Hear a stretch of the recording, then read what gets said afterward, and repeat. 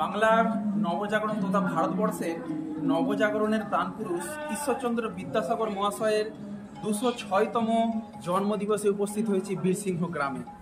আমরা বর্তমানে বাংলা বাঙালি এই নিয়ে কিন্তু রাজ্য রাজনীতি কিন্তু পারদ কিন্তু চলছে, কিন্তু যিনি বাংলা ভাষার অক্ষর পরিচয় আমাদের শেখালেন সেই ঈশ্বরচন্দ্র বিদ্যাসাগর মহাশয়কে কি আমরা তার যে সম্মান সেই সম্মান কি দিতে পেরেছি? শুধুমাত্র কি বীরসিংহ গ্রামের কিছু বিল্ডিং, কিছু রাস্তাঘাট, কিছু পরিষদ, কিছু কমিটি বললেই কি তাকে সম্মানিত করা যায়? বিদ্যাসাগর মহাশয়ের পবিত্র জন্মভূমি বীরসিংহ কিন্তু এখনো রেলপথ পেল না। এটা কি বঞ্চনা নয়?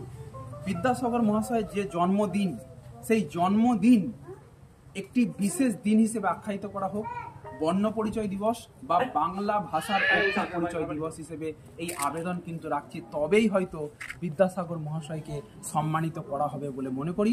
এবং আবারও দাবি রাখি, বিদ্যাসাগর মহাশয়ের পবিত্র জন্মভূমি, সেখানে অবিলম্বে রেল পথের যোগাযোগ গড়ে উঠুক।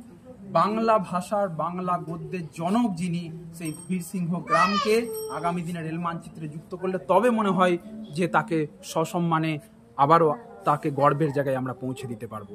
ধন্যবাদ।